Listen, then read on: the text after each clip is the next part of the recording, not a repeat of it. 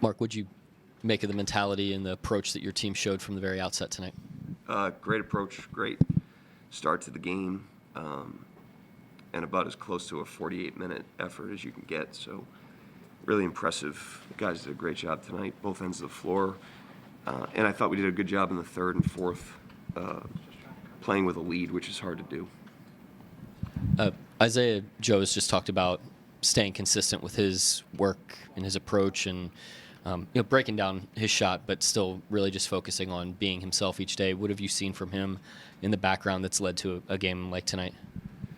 Well, we know he's capable of it. He's had it before, and he hasn't shot the ball this season the way he's wanted to. We were kind of waiting for a game like this, or at least I was. It was about a matter of time, and great confidence by him. He's just continued to shoot the right ones, hasn't pressed or gotten timid at all. And he continues to play a great floor game, which allows us to play him through the ups and downs of his shooting. So I was happy for him tonight. That was an unbelievable performance. Kind of mix it in the answer there, but I know variance and confidence are separate things, but do you believe in shooters being due after maybe a stretch that Joe acknowledged he wasn't shooting very well in? Like I said, he's got a body of work here, and has made big shots in big games, and so you just kind of know he's going to come around. I was impressed with his diet, just staying as consistent as it did, even as he struggled a little bit. Like I said, he never pressed and he never hid. He just continued to shoot his shots, and that gives you confidence. And then the way he plays on defense, the way he plays in the rest of the game, allows you to keep him out there because he has a great impact on the team, regardless of whether or not the shots are falling, with his gravity and his effort. I hate to get granular here, but it feels like every other game, Shai is at the end of that third quarter turning a 3-second window into a full possession, almost to score at the buzzer. I guess, have you come to understand how he's able to turn 3 seconds into what feels like 15? I just think he's gotten so many reps in those situations now over the years that he's gotten very comfortable with the management of the clock. At the end of quarters, he's usually in there at the end of the first and the end of the second and the end of the third. And he's been in that situation for 5 years now. So, like I said the last time you asked about it, there's been times he's thrown the ball to a shooter late. There's been times where he's shot too early and given the other team time to come back down the other end of the floor. And as time's gone on, he's really developed a great understanding of the clock and how to manage the game in those little mini battles, not only at the end of the quarter, but leading into the end of the quarter, which I thought he did a great job of in the possessions before in the third quarter tonight. So obviously the plays are awesome, but the management's something that he's definitely developed.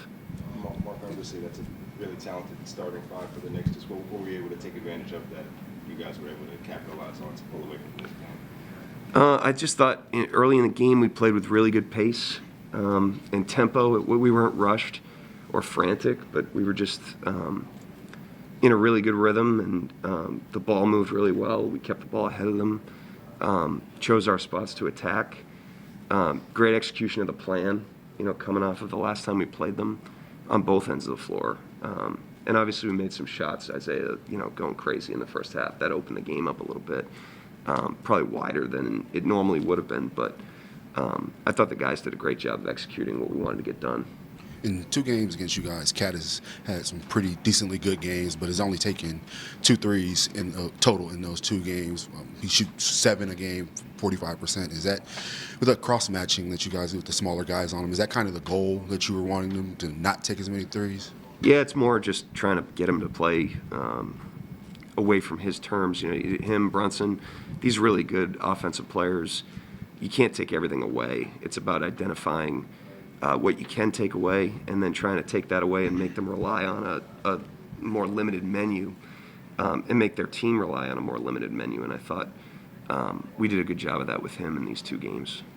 The start of the second, Shai comes off the floor. The offense continued to be in a good rhythm. That hasn't necessarily been the case for most of this year. what's the key to those minutes when he's off the floor, especially if Jalen's not finishing quite as well as he did last season?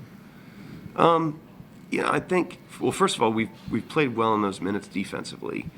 And so we've been able to move the scoreboard despite the fact that, and I agree with you, the offense, obviously, if you look at the ratings and stuff like that, the offense hasn't been great, but the defense has, and so that's kept us in a good spot.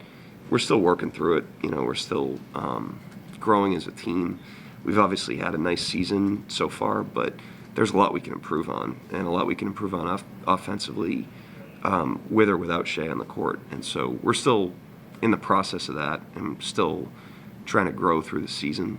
And we have a lot of season left and a lot more growth to do. First, I want to tell you congratulations, really good job. So the team is unstoppable.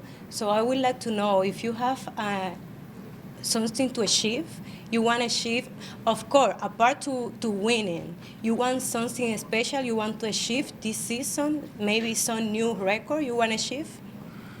I mean, we just focus on improving. We just focus on growing. And then we see where that takes us. We're not big on like the huge picture goals. We're more focused on getting better as a team on as many of the possessions as we can, being the best version of ourselves on every possession, and then wherever that takes you, it takes you. But that's how we try to attack an 82-game season, is not focus too much on the future, but just stay very present in the competition. And I thought the guys did that tonight, and it resulted in a nice win. Anybody else? Daniel Bell, go ahead. Yeah, Shea's had a lot of great games as a member of the Thunder, but here lately it seems like it's becoming a lot easier for him to just have these great games. It's just, I think it's 8th game with 30 or more in less than 30 minutes, which breaks the tie with Jordan. I mean, what has been your point of view of how easy it's been for him? Well, it's not easy. It's he can make it look easy sometimes, but it's not easy. And some of that's his growth individually as a player, and just things slowing down for him as he gains more and more experience. He's still at the beginning of his prime as a player, and some of it's the team's growth. I think when you're a player like that that's got that level of gravity, being on a team that there's multiple threats, and him playing in such a way that he's creating multiple threats through his teammates, creates more space for him, puts the defense in more dilemmas.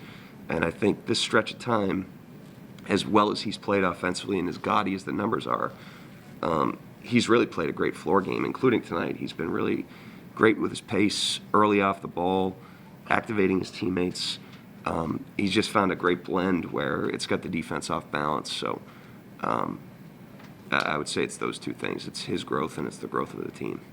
When you in the past coached against Isaiah Hartenstein, how much did you have to sort of account for his floater? And now that you have him, what does the threat of that shot kind of do for an offense? Well, he screens to contact, and really frees up the guards, which puts him behind a lot of plays.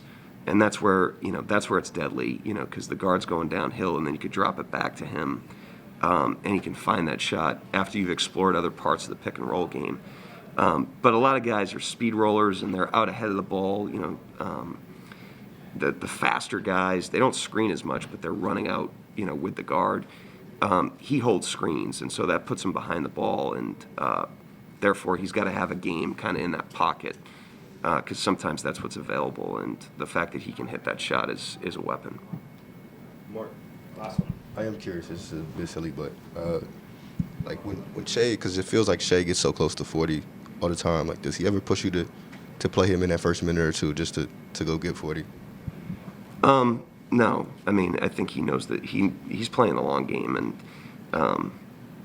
he's played enough basketball now to know that he'll get his shot at it. The fact that he had 39 3/4 is crazy. But no, he doesn't push it, nor would I comply. Thank you, Coach. Thanks.